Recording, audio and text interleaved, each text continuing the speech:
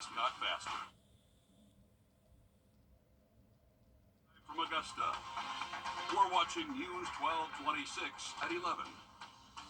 And welcome in. The First Alert weather team is tracking possible isolated storms for tomorrow. We will check in on your forecast in just a moment. But first, want to say good evening. I'm Courtney Hicks. We appreciate you joining us tonight. There could be new developments for parents and kids in Columbia County as the indoor and outdoor multi-sports complex would be a way for community members to have a place to practice year-round. With that, let's bring in your Kennedy Page. She joins us live in the studio tonight. And Kennedy, how would this new facility benefit the community, and what would need to happen for it to become official? Yeah, well, it's a project that will sit on 22 acres of land just across from Patriots Park, and it could open up a whole new world of travel sports and could also have a coffee shop and potentially a daycare. Developers say the area has been rezoned and they've completed the traffic study and land testing, making the next step funding. Columbia County is making waves in the sports world. It's going to be able to train pretty much every single sport other than baseball. Started by Samuel Lilly, a former professional athlete, and after partnering with John Bajescu, it's quickly becoming a reality. He's been training folks for over 30 years in this area and has had to move from one place to another and wanted a home base. Making the project one of a kind for Columbia County with an aquatic center. It is a competition level type swim pool with 10 lanes. Concept also is to have a physical therapy pool there and or a recreational pool. And an indoor training facility with a gym, 4 basketball courts, and an indoor football and soccer field. And on the outside, they'll have space for track and field and cross country. An indoor training facility actually facilitates the ability to do any of these sports 365 out of the year. Barbara Lackham is the CSRA Swim League president, and her children swim year-round. She says sometimes it's more time on the road than in the water. 45 minutes down there one way, 45 minutes the next way. It's dedication, but it is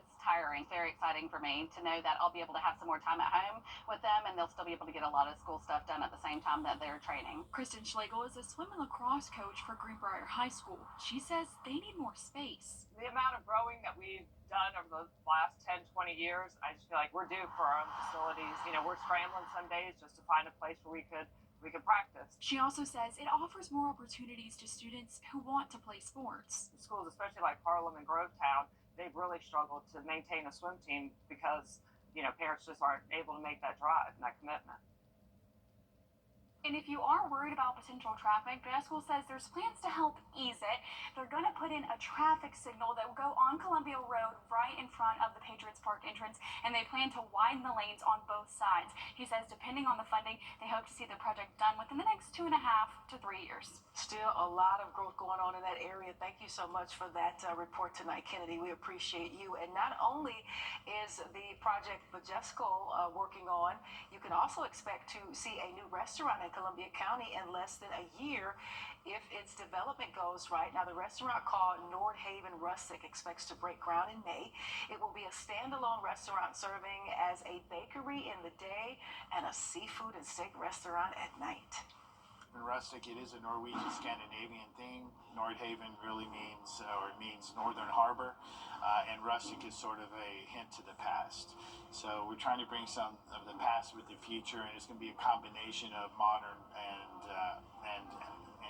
antiquish and ancestral. All righty, that will be located at 406 Town Park Boulevard next to the Advanced Pain Management near Taco Sushi. Chef Justin Hayes is helping develop the menu. He is currently the chef at Malia's restaurant that is in Aiken. And First Alert meteorologist Mikhail Hannah Harding.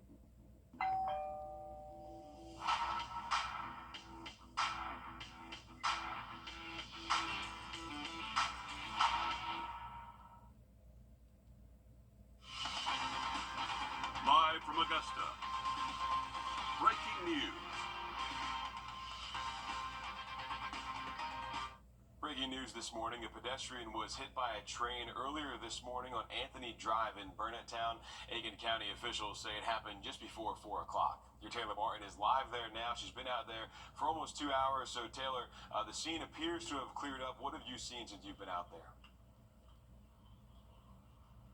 Well, Nick, it's quiet now, and yes, the scene is clear, but when we got here, we saw ambulance driving off the scene. Also, a large law enforcement presence from Aiken County Sheriff's Department. Now, right now, of course, you see that the scene is clear, but when we got out here, law enforcement was trying to figure out what happened, how that person was hit by the train this morning. We're not sure exactly how that happened or what train company it was, but we are still working to learn more information on that. But again, things clear this morning, so no problems for anyone who's taking this route of Anthony Drive and Railroad Street this morning. Okay, thanks for that, Taylor. Still in the early stages of this investigation, but we'll continue to keep you at home updated as we learn more. Taylor Martin live at Aiken County for us this morning. Weather-wise, it's been a little... All right, thanks, Tim.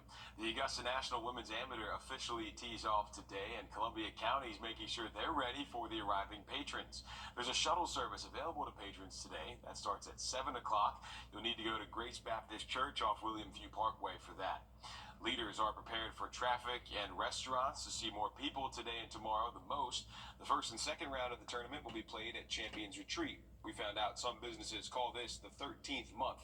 The co-general manager at Smoke and Barrels says they have a brand new staff experiencing their first ever patrons. With our proximity to the Antelope tournament, it makes it an extended Masters for us, not just 5, 6, 7 days. It's almost 2 whole weeks. So again, if you need a ride to Champions Retreat for the tournament today, head to Grace Baptist Church. That gets started right about at an hour at 7 o'clock this morning. And there are some road closures coming with tournament week and before. GDOT says starting today, construction-related lane closures on interstates and state roads going to Augusta will be restricted. Lane closures on I-20 from Covington to Augusta and the Bobby Jones Expressway will be suspended, and any projects in Columbia, Richmond, Burke, Emmanuel, Jefferson, Jenkins, and McDuffie counties will be impacted. The restrictions will last until the 14th. To help with the coming traffic, more units will be in the area to help. You can call 511 to request a Hero or Champ unit. Hero units send out emergency responders. Champ is for assistance and maintenance. Officials are urging drivers to stay alert, follow any road signs, and exercise caution. This is the 6th edition of the Augusta National Women's Amateur, and it's already turning out to be a memorable one. For the first time in its history, 6th edition of the Augusta National Women's Amateur, and it's already turning out to be a memorable one. For the first time in its history, 3 former champions playing in the field.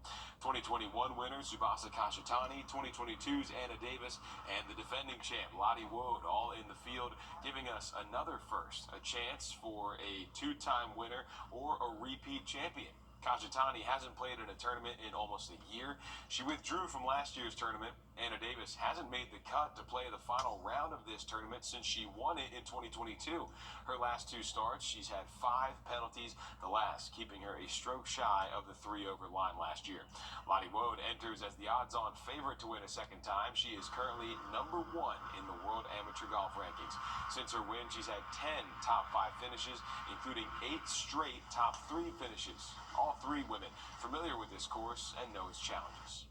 It's great that I've played it, a few times and known the lines of tees and stuff like that. And, a few of the trees have actually come down in the hurricane, I think. So it was kind of weird looking back on Swings Falls, like, well, there's a tree there and then it's not there, so like my lines are wrong, so I had to redo it. But I had a good spring last year for the most part. I had a great fall this fall. Kind of got off to a rough start this spring, but I feel like game is trending, so that's always good. There isn't a shot that I haven't hit out here. But it's a super difficult golf course. There's a lot of shots where you can't lose focus on, especially the last 5 holes on each side when you're coming down the stretch. 3 former champs looking to add to their legacies, everybody else looking to etch their names in the history books. And here at home, there could be a new development in Columbia County. There are talks to bring an indoor-outdoor multi-sports complex here across from Patriots Park near the Columbia County Fairgrounds. Developers say 22 acres have been rezoned, and they've completed a traffic study for them. Their next step is funding. Right now, the developer of the project is working with Samuel Lilly to make it a reality. They want to bring an aquatic center, an indoor gym, basketball courts, and indoor football and soccer fields. There could be coffee shops and a daycare, too. One coach from Greenbrier High School says the county could use this kind of space. The amount of growing that we've done over the last 10, 20 years, I just feel like we're due for our own facilities. We're scrambling some days just to find a place where we could practice. Traffic congestion would be handled through a new light on Columbia Road at the park entrance that could be installed within the next 2.5 to 3 years. We're learning more about a chase that ended in a crash on the Bobby Jones Expressway. Officials say 47-year-old Joseph Mobley was identified as the suspect and the victim in that case. The chase started in Columbia County, where deputies found Mobley passed out behind the wheel of a car in a fast food parking lot. Deputies say there was burnt tinfoil in his lap and he appeared intoxicated. When they tried to get Mobley out of the car, he sped off. GSP says that's when Mobley crashed on the Bobby Jones Expressway. He was awake after the crash, but trapped inside his car. He was pronounced dead later at the scene. We now know who was killed in a shooting on Monday in Saluda County. The sheriff's office says 44-year-old Willie Hopkins Jr. and 52-year-old Kimberly Leon were killed at a Darling's Ingredients plant. The plant confirmed both Hopkins and Leon were employees there. SLED is continuing to investigate as we work to learn more. A Richmond County deputy fired after a domestic dispute with another deputy. Authorities responded to a home Monday morning where deputies say the victim said Deputy Renisha Price pushed him, causing his head to hit a wall. He was taken to the hospital to treat an injury to the back of his head. Price is charged with civil battery and family violence. She was fired from the sheriff's office yesterday after being placed on non-paid leave. 6:07 now, some good news as the weather the rest of the week here with that mix of clouds and sunshine. 6:24. Pollen seems to be everywhere this spring, covering anything and everything outside. Experts are saying the winter and spring were great growing seasons for plants, but there's another reason to why you're seeing so much pollen. It has to do with the gender of the trees. Many populated areas tend to plant male trees that don't drop fruit like the female trees do, but instead they throw pollen everywhere. There's no receptive female flowers, female individuals to catch that pollen. It falls on my car. It falls on your car, falls on your driveway. Falls everywhere, doesn't it? Landscapers tend to pick these trees more often because it creates less mess. I don't know about that, a lot of pollen out there. But some experts say the pollen season is in the home stretch before the summer heat comes. While the Table Rock fire has been burning in South Carolina, first responders are out there at all hours fighting the blaze. But one furry friend is trying to help keep the spirits of those responders up. Brooklyn Cromer has more. It's just a little bit of comfort when they come in after a long day. Meet Wyatt, Say hey to friends. the 2-year-old golden doodle with a heart of gold. Good boy. An emotional support dog who has never met a stranger. When he comes up, a lot of people get down on their knees. They get down and just sit on the ground and just let him just love all over them. And it's just, it blesses my heart to see it. Captain Shannon Ellenberg is Wyatt's handler. Come say hey to these friends. When you deal with incidents like this, a lot of times it's hard to get that heaviness off of your mind. And we're always looking for some way to divert our mind to some other thing. And for these dogs, just having them around and folks being able to get down and love on them just at least gives them, if even 30 seconds of time, to just forget about why they're here. For the last 2 weeks, Wyatt has been visiting Table Rock, meeting with crews battling wildfires. Folks are away from their home for a long time. Even our local guys are not getting to spend much time at home during incidents like this. And so they will come up and love on Wyatt and talk about how it helps a little bit in easing the pain of them missing their own family, missing their own pets. Wyatt travels around with Pickens County Sheriff's Office, warming hearts in heavy moments. When we're out here on the scene, we let Wyatt just kind of mingle around with the folks as they're coming in and out from the scene. It's all smiles, you know, kind of goes to back to that old saying, everybody loves a dog, right? How about that, Nick? That's a pretty good story right there. A little more outboost. Okay, we are coming at the bottom of the hour, still at Easter egg hunt, Grove First Baptist Church, 9 a.m. for pre-K to 5th grade. Fog, yes, that is an issue this morning. Looking at the afternoon conditions, showing what's going to be a mix of... First with the First Alert Radar Network. First just got faster.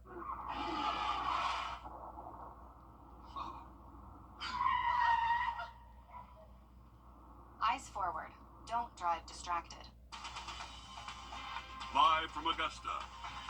You're watching News 1226 this morning. Columbia County getting ready for patrons this week for the Augusta National Women's Amateur. We're going to show you how they're making sure they're ready. And an American Airlines plane forced to evacuate after landing at Augusta Regional Airport. We'll show you what caused that in just a few minutes. But first, good morning. Thank you for joining us. I'm Nick Proto, 6:30 here on our Wednesday morning. Let's send things right over to Tim now. Some places dealing with some fog out there in the area. Yeah, there's advisories too in 22, Nick. Okay, thanks, Tim. The first two rounds of the Augusta National Women's Amateur start today at Champions Retreat in Columbia County. That means patrons are going to be adding to the traffic in the county. The leaders are making sure they're ready. There's a shuttle service available to patrons today. That starts at 7 o'clock in the next half hour. You'll need to go to Grace Baptist Church off William Few Parkway for that. Leaders are ready for traffic and for restaurants to see more people today and tomorrow. First and second rounds are played at Champions Retreat. Then the championship round is at Augusta National. Columbia County Traffic Engineering and Operations is not expecting a bad delay on the roads, but they are ready to handle whatever comes. One manager says someone will be in traffic control at 7 o'clock to monitor intersections in the area until 6 o'clock tonight. Our system here is going to work towards alleviating that traffic on its own. One person can work 3 or 4 signals by themselves. And if you need a ride to Champions Retreat, head to Grace Baptist Church. Again, that shuttle starts at 7 o'clock. And there are some road closures coming with the tournament week and before this week. GDOT says starting today, construction-related lane closures at interstates and state roads going to Augusta will be restricted. Lane closures on I-20 from Covington to Augusta and the Bobby Jones Expressway will be suspended, and any projects in Columbia, Richmond, Burke, Emmanuel, Jefferson, Jenkins, and McDuffie counties will be impacted. The restrictions will last until the 14th. To help with the coming traffic, more units will be in the area to help. You can call 511 to request a unit. Hero units send out emergency responders. Champ units send out assistance and maintenance crews. Officials are urging drivers to stay alert, follow any road signs, and exercise caution. The 6th edition of this Augusta National Women's Amateur Tournament is already turning out to be a memorable one. For the first time in history, 3 former champions are playing in the field. 2021 winners Subasa Kashitani, 2022's Anna Davis, and the defending champion Lottie Wode making up part of the field, giving us another first, a chance to see a 2-time winner, maybe even a repeat champion. Kashitani hasn't played in a tournament in almost a year. She withdrew from last year's Women's Amateur. Anna Davis hasn't made the cut to play in the final round at Augusta National since 2022. Her last start, in her last 2 starts, she had 5 penalties, the last keeping her a stroke shy of the 3-over line. Lottie Wode enters as the odds-on favorite, currently number 1 in the amateur golf rankings. Since her win, she's had 10 top 5 finishes, 8 straight top 3 finishes, all 3 very familiar with this course and know its challenges, as are a lot of the women in this field, many of them repeat players. Those 3 former champs looking to add to their legacies, everybody else looking to etch their names in the history books.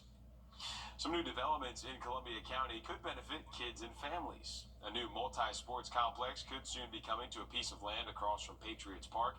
The project would span both indoors and outdoors with a gym, basketball courts, indoor football and soccer fields, and more. The most important addition, an aquatic center. With competition lanes and a recreational pool, it will give some much-needed relief to swimmers in Columbia County. Well, it's going to be fabulous because there will be no delay. Right now, we swim year-round, so it does, we have to stop and go straight into an indoor facility, which is fine. We do that now, but to have it right here close to us is going to be fabulous. Developers say they've already rezoned the land, completed a traffic study, and land testing. All that's left now is funding. There are also plans for a new restaurant coming to the county on Town Park Boulevard in potentially less than a year. Changes are coming to Grovetown. The city bought a property that will eventually serve as the new location for the Grovetown Museum. Christina Halliburton has more on how leaders are working to show more of the city's history. It's a building you may have seen driving on Robinson Avenue in Grovetown. The city's museum has stood at this location for nearly 25 years. The uniqueness of the town is it was founded by people who really cared about the community, who mostly came here some way connected with the railroad. Many others came here on land grants and things of that nature. And there's so much history here for people to come in and see. It's a stop worth taking, especially for a city that's constantly growing. City Administrator Elaine Matthews has lived in Grovetown her whole life. The growth has been exponential. When I was a child and lived here, most of the roads here weren't even paved. And many of the buildings that you see here now were not here then. And so the growth has been amazing. And now the city is looking to grow the museum. They recently purchased a property a couple blocks down the road. I've always called our museum the hidden gem, as I've said, because a lot of people don't know that it exists. We think the new location will be a better spot with a little more visibility. This new space will continue to feature a variety of artifacts, photographs, and replicas of structures that once stood in Grovetown, while also giving more room to expand. Our idea right now is to have rotating displays, depending on themed events or certain relevant topics. It's a new project with the community top of mind. We want to give the opportunity for people to feel like they are part of this, even if they weren't born here or maybe didn't even know anybody when they moved here. I think it gives people a sense of belonging when you kind of know the history. Now, there's not an official opening date for the new museum just yet, as updates to the building have to be made first. However, the original Grovetown Museum is still open Thursday through Saturday from 12 to 4. It is completely free. 6:37 now. An American Airlines flight evacuated at Augusta Regional Airport due to a haze in the cabin. The flight was coming from Charlotte yesterday morning when officials noticed that haze once the plane landed. All passengers were safely removed and a following flight was canceled. While the situation wasn't as bad as it could have been, it did create some inconveniences for people stuck at the airport. So I won't be able to make it to work tomorrow morning. Who else watching? So I'd rather them have precautions and make sure everything's all right versus you get in the air and something terrible happens. Firefighters responded to Augusta Regional but found no signs of a fire. This comes as Augusta Regional is getting ready to add more flights to accommodate the patrons flying in for the tournament next week. New this morning, a pedestrian was hit by a train on Anthony Drive in Burnett Town in Aiken County. Aiken County officials say it happened just before 4 o'clock this morning. Since then, the scene is clear, and we are working to learn more about that incident. An Augusta man facing multiple cruelty to children charges after he allegedly threw a 3-month-old. Warrants say 27-year-old Joseph Jarrell threw the infant from a bedroom into the living room. Deputies say it caused the child's head to snap backward and the child was taken to the hospital for injuries. Authorities say Jarrell also dumped out baby formula and destroyed other objects with kids in the home. Jarrell is booked in jail on multiple charges. 3 teenagers now facing charges in connection to starting the Table Rock wildfire. 2 18-year-olds and a 19-year-old are charged with arson and negligently allowing a fire to spread. Their bond is set for $7,500 each. They could face up to 30 days in jail and pay up to $200 in fines. That fire is now closing in on 14,000 acres burned, and only 30% of it is contained. Still ahead, you could be paying more on your taxes each year in South Carolina. We're going to show you how a new bill can cost you hundreds coming up. Well, we're talking about a big warm-up here over the next several days. Also, a little patchy, dense fog in some spots. Coming back in also, I'm looking at some rain opportunities here before the week is up. That's all coming up next. As we head to break, we're giving you a live look over the Calhoun Expressway at 6:39.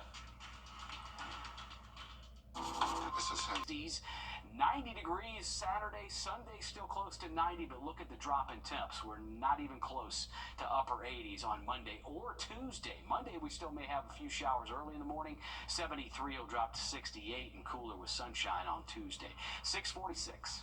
All right, thanks, Tim.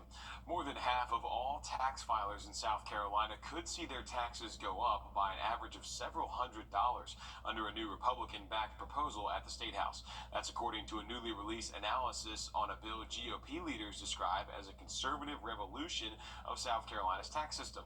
Your South Carolina State House reporter Mary Green has the details.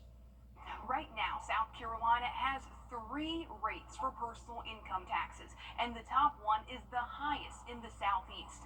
Republicans here at the State House want to collapse this into one flat rate, starting at 3.99% and then eventually dropping down to 2.49%.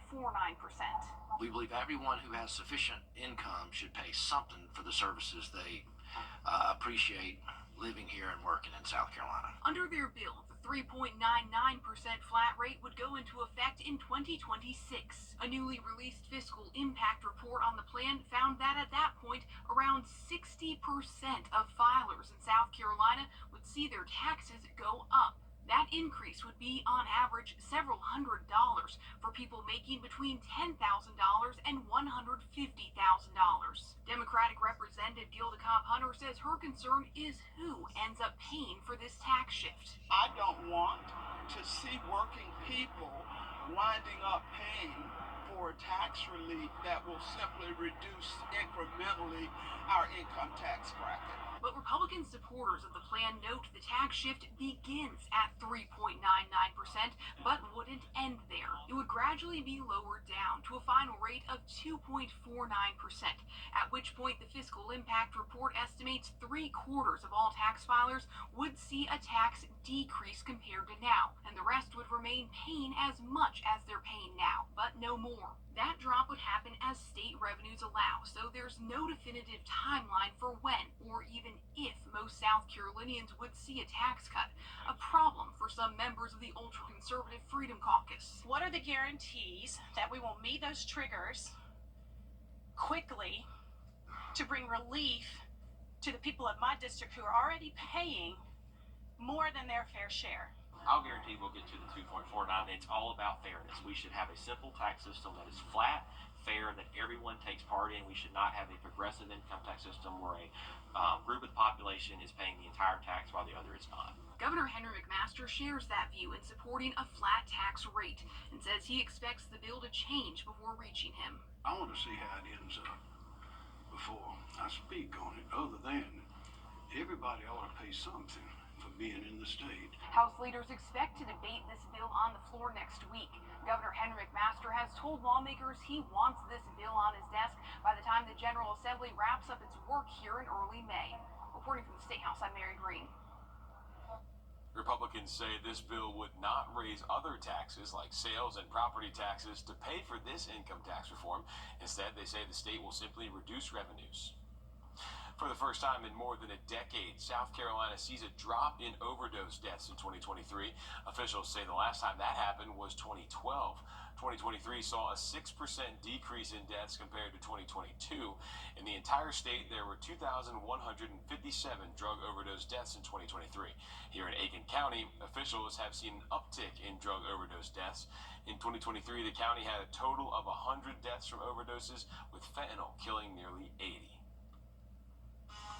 Taking a quick break, but first we're taking you outside, giving you a live look at Grovetown at I-20 at 6:49.